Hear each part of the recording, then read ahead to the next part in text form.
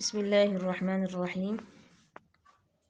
الحمد لله رب العالمين، والصلاة والسلام على سيد المرسلين محمد وآله وأصحابه أجمعين. أما بعد، السلام عليكم ورحمة الله وبركاته.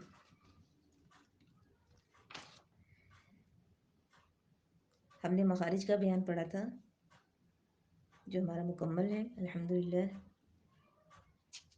अब हम सिफ़ात पढ़ेंगे। सिफ़ात यानी हरूफ की कैफियत कि कौन सा हर्फ कैसे अदा होगा। जिस तरह से हरूफ के मखारिज हैं इसी तरह सिफ़ात के भी मखारिज हैं, यानी कौन सी सिफ़त कहाँ से अदा होगी इसके भी मखारिज हैं। आम तौर पर अगर मखरज से हर्फ को ठीक तरीके से अदा कर लिया जाए तो बहुत सी सिफ़ात इसके साथ अदा हो जाती हैं, और बहुत कम ऐसी सिफ़ात हैं जिन्हें इरादा करके अदा करना पड़ता है। तो हम सिफ़ात से पहले ये बात जान जाएं कि हमारा मखरज सही होना चाहिए, फिर उसके बाद जो कमी बेशी रह गई वो हम सिफ़ात से मुकम्मल करेंगे। किताब से हम पढ़ेंगे तहवीर व तजवीद, हरूफ की सिफ़ात का बयान। सिफ़ात सिफ़त की जमा है, यानी लफ्ज़ सिफ़त की जमा सिफ़ात है, ज़्यादा कैफियत, जिसके माना हालत और कैफियत के हैं। सिफ़त की तारीफ़ के हर्फ को उसके मखरज से अदा करते वक्त जो हालत और कैफियत हर्फ को लाहक होती है उसे सिफ़त कहते हैं। हर्फ को अदा करते वक्त जिस तरह की कैफियत हर्फ की होती है उसे सिफ़त कहते हैं। मसलन आवाज़ का बुलंद होना या पस्त होना, नरम होना या सख्त होना, और मोटा होना या बारीक होना वगैरह। ये कैफियत हरूफ में पाई जाएंगी, और जब हर्फ अदा होगा तो हम उसमें देखेंगे कि हर्फ की कैफियत किस तरह से है। हर्फ मोटा पढ़ा जा रहा है, हर्फ बारीक पढ़ा जा रहा है, या वो नरमी से पढ़ा जा रहा है या सख्ती से पढ़ा जा रहा है। सिफ़ात की दो अक़साम हैं, दो तरह की सिफ़ात हरूफ में पाई जाती हैं। दोनों तरह की सिफ़ात का होना लाजिम है, फिर तजवीद मुकम्मल होगी। सिफ़त नंबर 1 है सिफ़ात लाजिमा। लाजिमा का माना है जो हरूफ में अदा करना ज़रूरी है। सिफ़ात लाजिमा के और भी चंद नाम हैं। यहाँ हाशिए में मुसन्निफ़ कह रहे हैं कि सिफ़ात लाजिमा को ज़ातिया, लाजिमा, मुक़व्विमा और मुमय्यिज़ा भी कहते हैं। इनका माना क्या है? ज़ातिया कहते हैं वो सिफ़ात जो हरूफ की ज़ात का हिस्सा हैं, जिनसे हर्फ मुकम्मल और पूरा होता है। लाजिमा जो हरूफ में अदा करना लाजिम है। मुक़व्विमा क़ुव्वत से है, यानी वो सिफ़ात जो हरूफ को क़ुव्वत देती हैं, हरूफ को मज़बूत बनाती हैं। मुमय्यिज़ा तमीज़ से निकला है, जिसका माना होता है जुदा करना, अलग करना। तो मुमय्यिज़ा सिफ़ात का मतलब वो सिफ़ात जो हरूफ को दूसरे बाज़ हरूफ से अलग और जुदा करती हैं, उन्हें कहते हैं सिफ़ात मुमय्यिज़ा।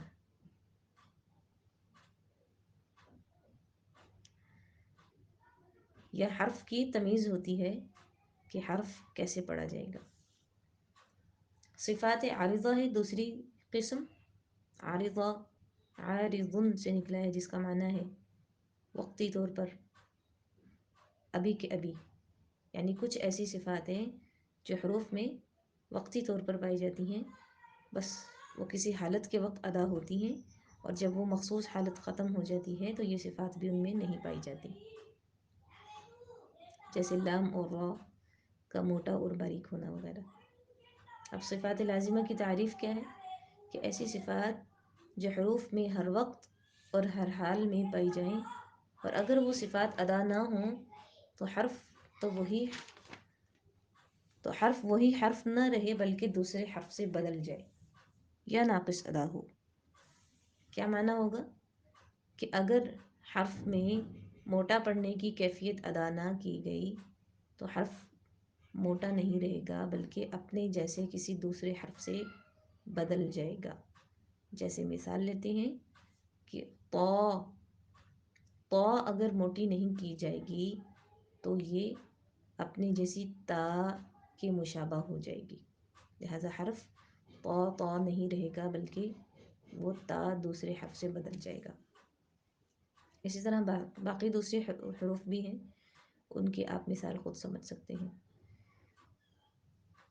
یا ناقص ادا ہوگا، دوسری خامی اس میں یہ آ جائے گی کہ وہ پورا ادا نہیں ہوگا۔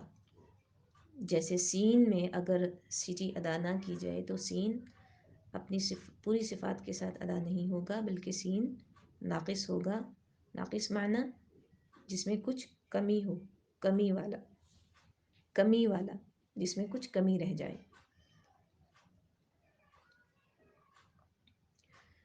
اسی طرح اور حروف بھی ہیں جیسے لام، عین، اگر ان کو صحیح مخرج سے ادا نہ کیا جائے تو ان میں پوری مکمل صفات ادا نہ ہوں گی۔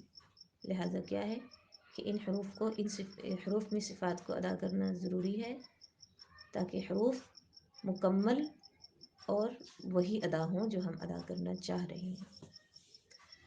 پھر صفات لازمہ کی دو اقسام مصنف بتا رہے ہیں کہ صفات لازمہ متضادہ اور صفات لازمہ غیر متضادہ۔ متضادہ لفظ ضد سے نکلا ہے جس کا مطلب ہوتا ہے مخالف، الٹ، بالکل الٹ، چینج۔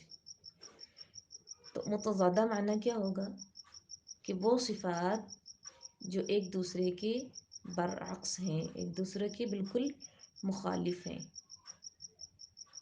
یعنی ان کے معنی سے پتہ چلتا ہے کہ یہ صفات ایک دوسرے کے مخالف ہیں۔ پھر دوسری قسم کی صفات ہیں غیر متضادہ، یعنی وہ صفات جن کی ضد نہیں ہے، جو ایک دوسرے کے مخالف نہیں ہے۔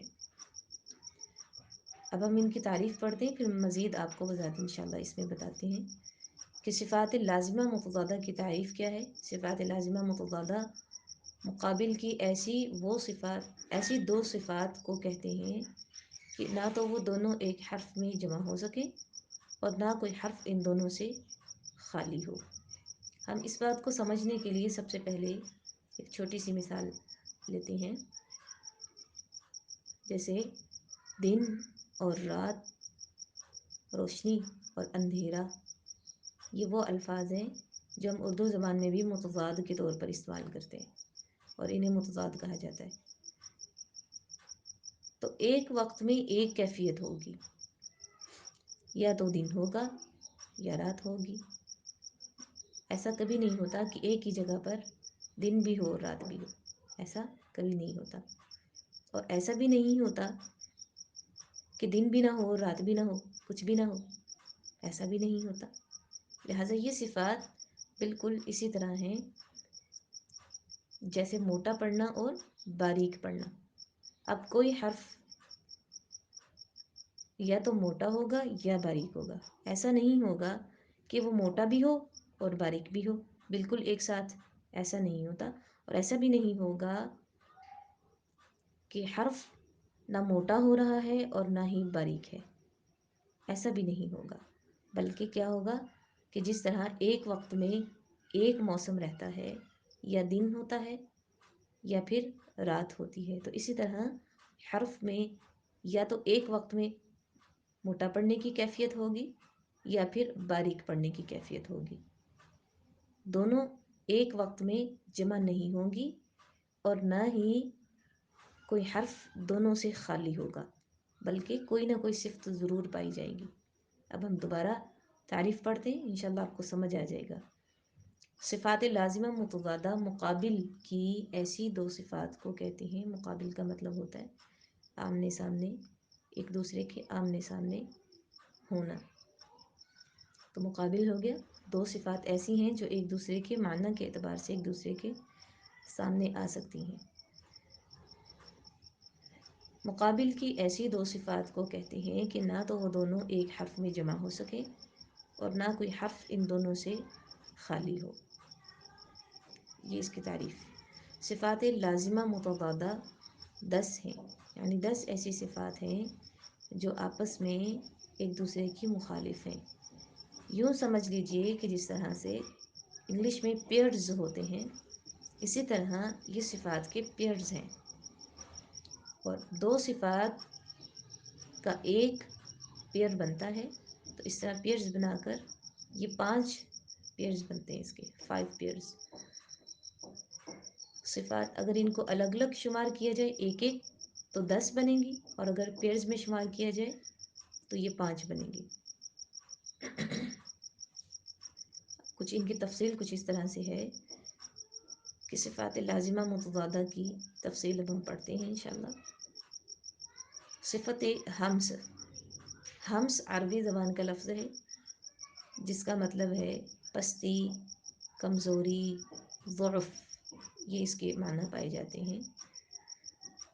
اصل میں یہ ہمزن ہے، ہمزن۔ جن حروف میں یہ صفت پائی جائے انہیں محموسہ کہتے ہیں۔ یہ اصل میں گول تا کے ساتھ ہے، محموستن، تو وقف کے ساتھ محموسہ بنے گا، تو اسے کیا کہیں گے ہم؟ محموسہ۔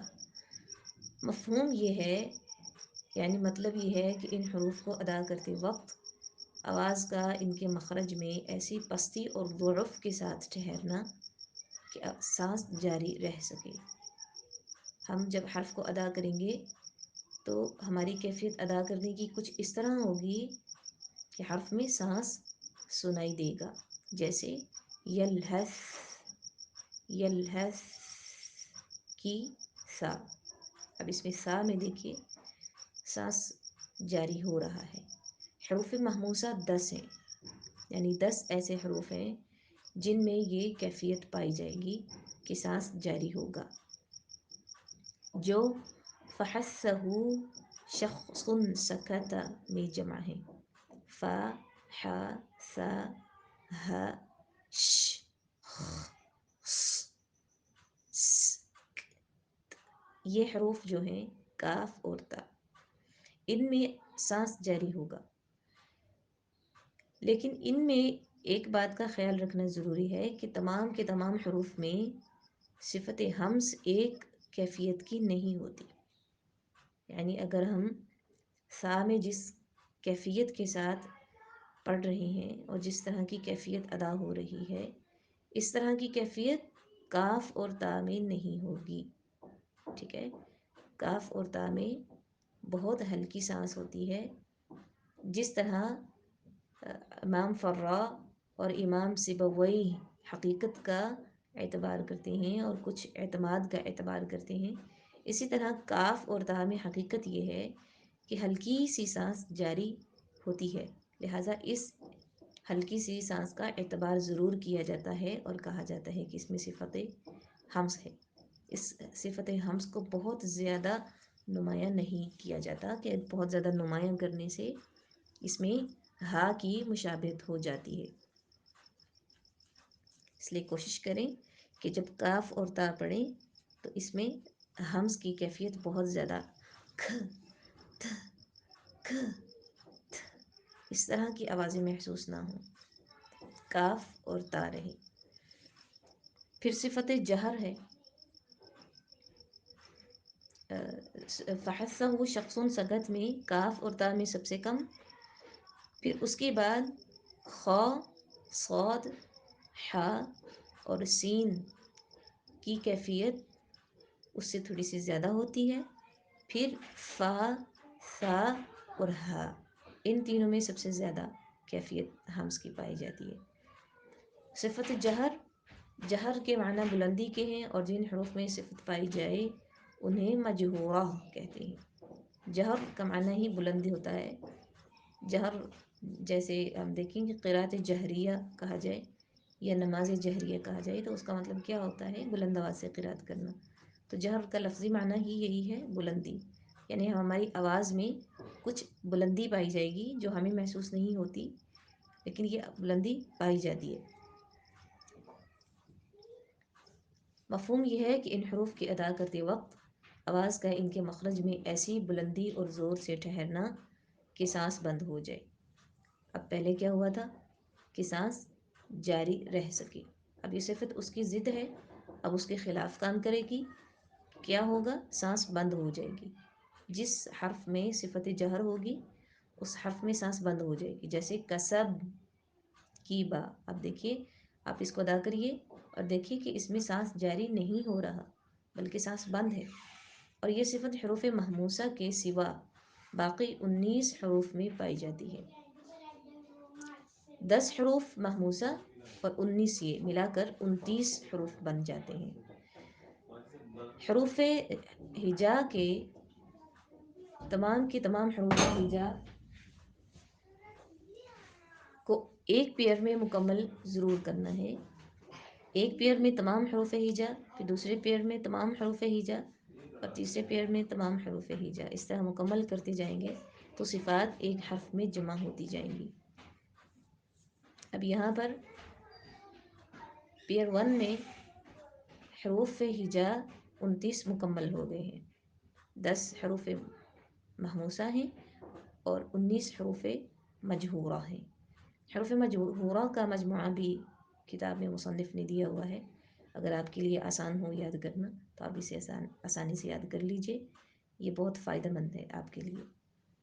عظم وزن قاری ان، جی اس کو قاری ان پڑھنا ہے، یا کے ساتھ نہیں پڑھنا، یہ حمزہ کے ساتھ ہے۔ ذی غض جد طلب، اب ہم دیکھتے ہیں، ان کو ادا کر کے دیکھتے ہیں کہ اس میں سانس بند ہو رہی ہے یا سانس جاری ہو رہی ہے۔ او ام او از ان، کسی میں بھی سانس نہیں ہے، سانس یعنی ہوا جس کو کہتے ہیں وہ نہیں ہے، تو یہ کیفیت کسی میں بھی نہیں پائی گئی، سب میں آواز اچھی طرح بند ہے۔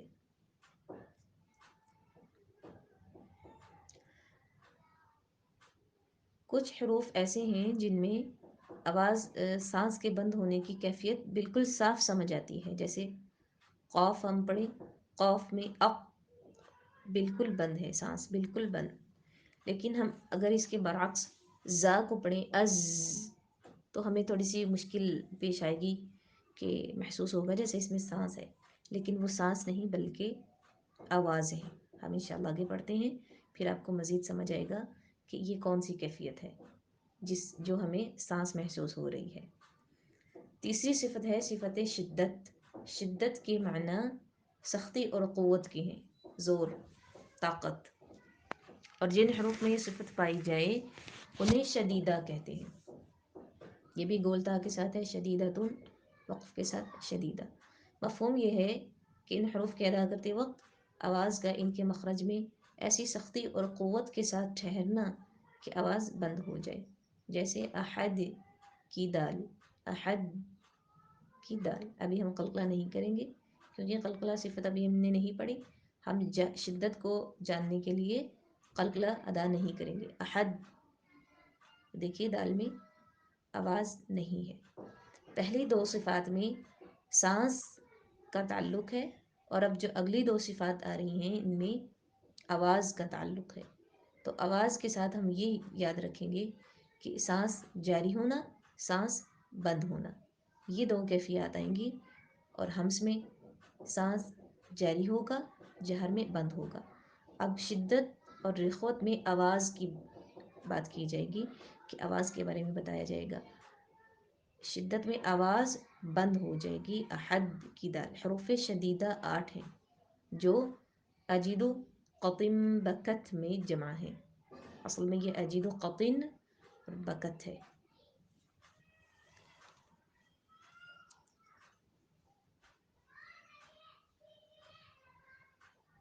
اجد قطن بکت ایسے حروف ہیں جن میں آواز بند ہو جاتی ہے۔ اب ہم دیکھتے ہیں کہ اس میں کیفیت کیسی ہوگی۔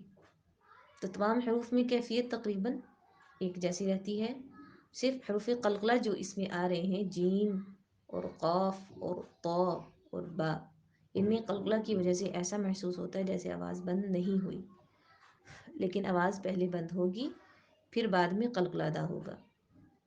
اسی طرح کاف اور تا میں بھی ہے کہ اس میں ہمس کی کیفیت بھی ہے کہ یعنی سانس جاری رہتا ہے اور آواز بند رہے گی۔ اب دو مختلف کیفیات اس میں جمع ہو رہی ہیں، ایک جاری ہو رہی ہے، ایک بند ہو رہی ہے۔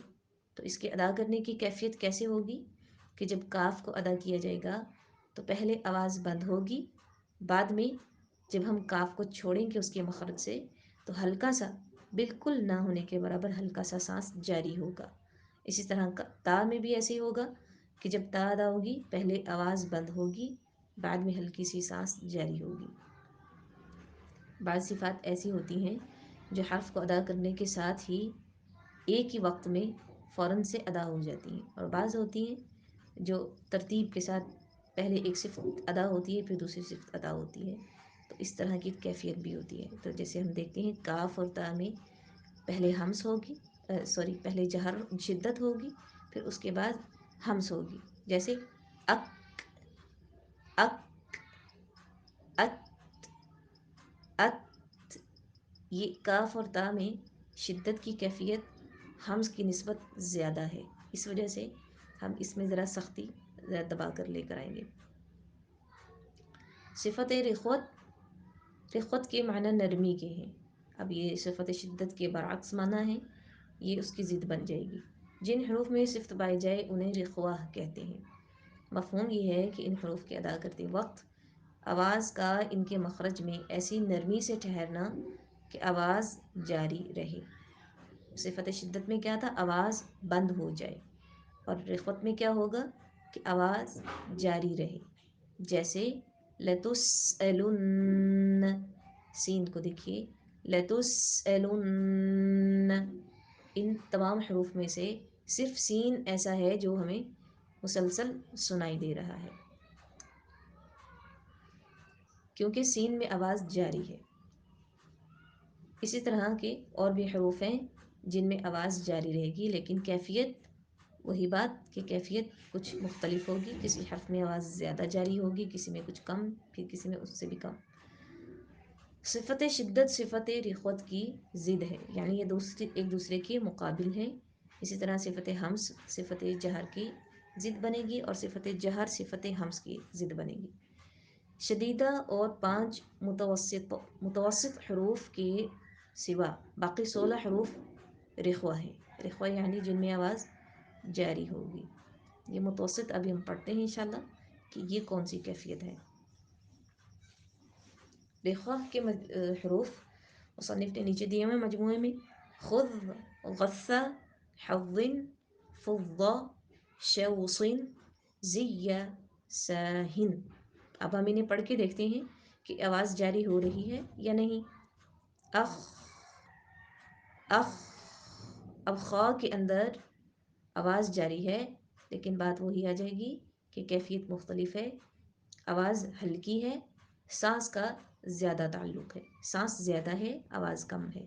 جس طرح کاف میں تھا کہ یہ اس کے برعکس ہوگا کہ کاف میں آواز کی بند ہونے کی کیفیت زیادہ تھی اور سانس جاری ہونے کی کم تھی۔ اسی طرح خا میں آواز کم ہے اور سانس زیادہ ہے۔ اذ، اغ، اث، اح، او، اث میں دیکھیے ہم نے پڑھا تھا کہ یہ صفت ہمس بھی اس میں پائی جاتی ہے، تو دیکھیے یہ بھی پڑھا کہ یہ وہ حرف ہے جس میں ہمس زیادہ ہے، بہت زیادہ ہے، تو اس میں آواز بہت کم محسوس ہو رہی ہے، ٹھیک ہے، اس میں سانس زیادہ ہے، آواز بہت کم ہے، لیکن اس کم ہونے کا اعتبار ضرور ہوتا ہے، یہ نہیں کہا جاتا کہ بھئی یہ صفت ہے ہی نہیں سا میں، لہٰذا ہوگی لیکن بہت کم ہوگی۔ حظ، ح، اح، او، اق، اف، او، اش، او، اص، از، ای، ای، یہ ہلکی سی جاری ہے بس۔ اس، سین کے بعد جو الف ہے یہ الف سیدھا ہوتا ہے بے جھٹکے، تو ہم اس کو سیدھا حرف مد ادا کریں گے تو دیکھیے دوسری والی آواز جاری ہے تو وہ الف کی ہے. یہ بھی دیکھیے ہا میں زیادہ تعلق سانس کا ہے، آواز کا تعلق کم ہے. توسط ہے، توسط کے معنی بین یعنی درمیان، درمیانی کیفیت، اور جن حروف میں یہ صفت پائی جائے انہیں متوسطہ کہتے ہیں. اب ہم کیسے سمجھیں گے کہ یہ کون سی درمیانی کیفیت ہے؟ تو یہ صفت شدت اور رخوت کے ساتھ بیان ہوئی تو ہم سمجھیں گے کہ اس کا تعلق شدت اور رخوت کے ساتھ ہے. ٹھیک ہے، یہ انہی کے ساتھ بیان ہوئی، انہی کے ساتھ اس کا تعلق سمجھا جائے گا، اور اس کا معنی و مفہوم بھی انہی کے ساتھ جوڑ کر آپ یاد کر لیجئے. اس طرح سے کہ شدت میں سختی ہے، آواز بند ہو جاتی ہے، رخوت میں نرمی ہے اور آواز جاری رہتی ہے. تو توسط لازماً ان کی درمیانی کیفیت ہے. وہ کیا ہوگا کہ آواز نہ بند ہوگی اور نہ ہی زیادہ جاری ہوگی، نہ بہت بند ہوگی نہ زیادہ جاری ہوگی، درمیانی کیفیت ہوگی، تو اسے توسط کہیں گے. اور جن حروف میں یہ صفت پائی جائے انہیں متوسطہ کہیں گے. مفہوم یہ ہے کہ ان حروف کے ادا کرتے وقت آواز ان کے مخرج میں نہ تو بالکل بند ہو جیسے صفت شدت والے حروف، اور نہ بالکل جاری رہے جیسے صفت رخوت والے حروف، بلکہ درمیانی حالت ہو. اور یہ حروف لن عمر میں جمع ہیں. لن عمر لام نون عین میم او. اب ہم ان کو ادا کر کے دیکھتے ہیں کہ کیفیت کیا ہوگی. ال، ان، ال، ان، اع، ام، ار. اس کیفیت کو ادا کرنے کے لیے ہم نے خود اس کو زیادہ نہیں کھینچنا، یعنی ہم پڑھ لیں ال، ان، اع، ام، ار. ایسے نہیں کریں گے جاری کرنے کے لیے. اگر ہم یوں کریں گے تو یہ صفت رخوت اس میں شامل ہو جائے گی اور یہ حروف اپنی اصل سے ہٹ جائیں گے. لہٰذا ہم ان کو اس کے مخرج سے بس مکمل ادا کریں گے اور یہ کیفیت خود بخود ادا ہو جائے گی، ہمیں اس کو ادا نہیں کرنا پڑتا. بس فرق یہ ہے کہ ہمارا مخرج صحیح ہونا چاہیے. اب اسی طرح لام کو ہم خود جان بوجھ کر نہیں کھینچیں گے، جتنا بس وہ پڑھتے ہوئے ادا ہو رہا ہے وہ ٹھیک ہے، بہت زیادہ نہیں کرنا. اور یہ کیفیت توسط کی نون اور میم میں زیادہ ہے اور لام میں بھی کچھ اس سے کم، اور عین میں اس سے بھی کم. یہ صفت ایسی ہے کہ اسے تعداد میں شمار نہیں کیا جاتا، یعنی جب کاؤنٹنگ کی جاتی ہے صفات کی تو اس میں یہ صفت گنی نہیں جاتی. اگر ہم اس صفت کو بھی ساتھ شمار کریں تو 11 بنتی ہے. لیکن چونکہ یہ صفت ہے ایسی ہے جو درمیانی کیفیت سے تعلق رکھتی ہے اور اس کا کسی ایک کے ساتھ خاص تعلق نہیں ہے، نہ کسی کی یہ ضد ہے، اس لیے اسے کاؤنٹ نہیں کیا جاتا. تو ہم بھی اسے کاؤنٹ نہیں کریں گے. اب ویسے اس کی جب حروف نکالیں گے تو اس کو ساتھ دیکھیں گے. جب صفات کی کیفیات دیکھی جائیں گی نا پھر اسے دیکھا جائے گا، لیکن گننے میں اس کو شمار نہیں کیا جائے گا.